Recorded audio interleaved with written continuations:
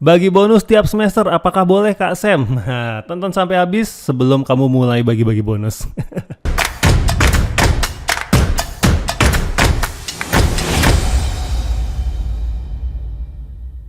Halo semuanya, kembali lagi di channel Tanya Kak Sam. Gua masih menjawab pertanyaan-pertanyaan dari peserta webinar 3 Performance Booster yang kami adakan setiap bulan. Buat yang belum ikut, di situ kita bahas tuntas soal pembuatan strategi, KPI dan juga perhitungan bonus. Dan bukan hanya teori aja, tapi banyak banget praktek ya. Jadi langsung gua challenge di situ untuk bikin. Ada study case-nya dan sebagainya.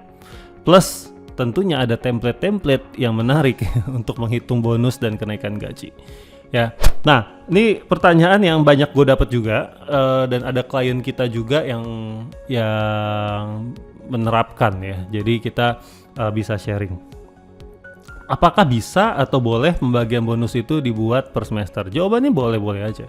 Yang namanya bonus itu kan nggak ada aturannya di secara undang-undang gitu. Jadi mau setiap semester, setiap bulan boleh. Tapi mari kita pelajari konsekuensinya dulu nih ya. Konsekuensi positifnya dari bonus yang dibagikan lebih sering adalah orang jadi lebih termotivasi atau ada alasan untuk stay kan gitu ya. Contoh begini, kalau misalkan ada orang nih, bayangkan mau resign. Terus dia mau resign, tapi nanti dia di bulan Januari mau resign.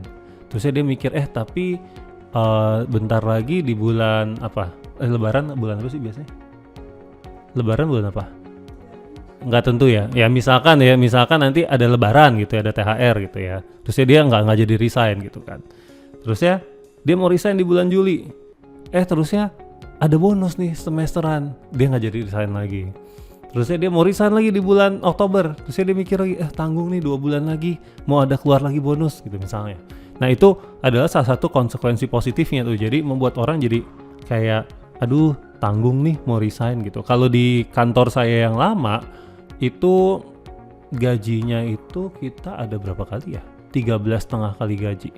Jadi jadwal rewards kita itu adalah di bulan Februari kita dapat bonus, Februari Maret kita dapat bonus, tapi bonusnya setahun sekali.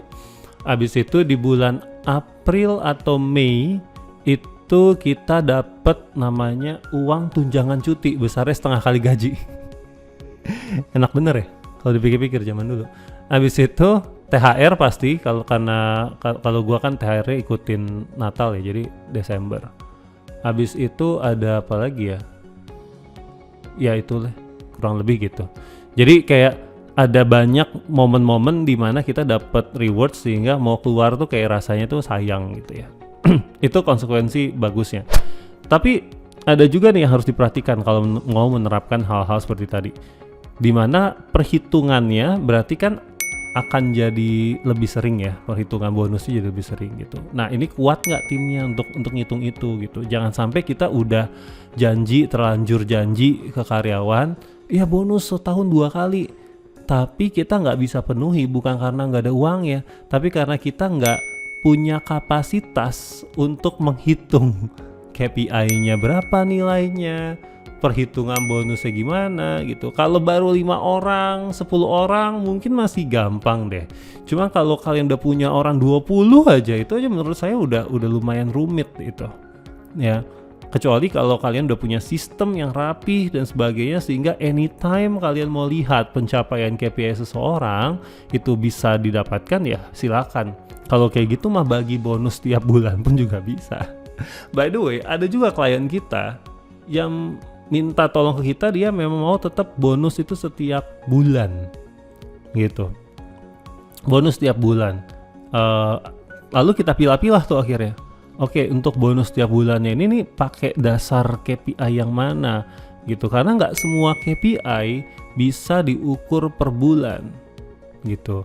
Jadi kita agak bedain tuh komponennya akhirnya. Jadi untuk bonus bulanan kita lihat pencapaian KPI nomor 1 sampai nomor 4 misalnya.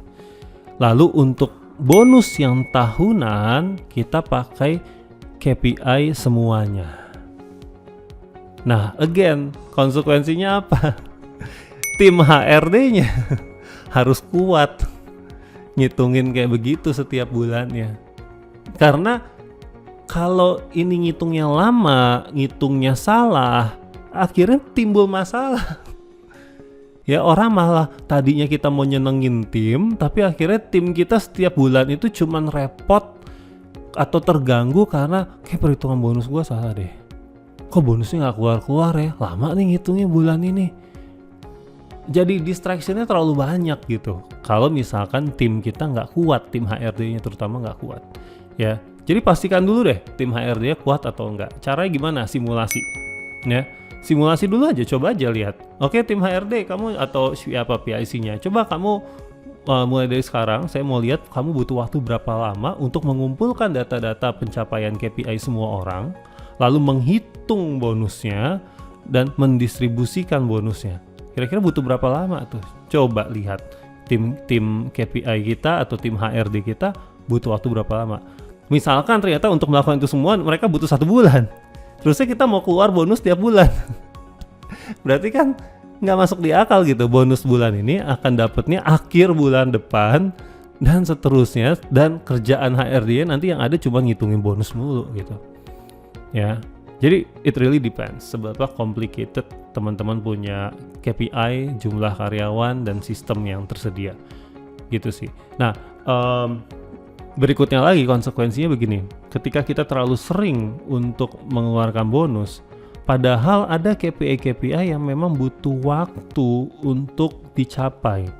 Tiap bulan bisa dia dimonitor, tetapi tiap bulan itu bukan berarti terus naik gitu. Mungkin dia memang harus ada turun, persiapan dan segala macam baru nanti naik lagi.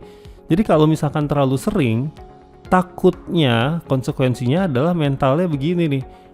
Kita nggak sabaran untuk mencapai hasil sehingga karena tiap bulan kita pengennya ada sesuatu gitu ya. Padahal mungkin ada saatnya kita emang harus cooling down dulu untuk bisa ngegas lagi gitu. Nah itu yang harus teman-teman juga perhatikan gitu. Atau nanti jadinya bisa jadi mindset dan mentalitinya adalah begini, ya udah nggak capai nih bulan ini, ya udahlah biarin aja gitu. Tapi kalau misalkan kita kasih waktu, enggak bulan ini kamu nggak capai nggak apa-apa karena bonusnya bukan bulan ini dihitungnya, bonusnya itu misalkan per bulan Juni misalkan, ya berarti di bulan Mei saya masih ada harapan untuk mencapai hingga bulan Juni sehingga saya akan melakukan langkah-langkah perbaikan gitu ya.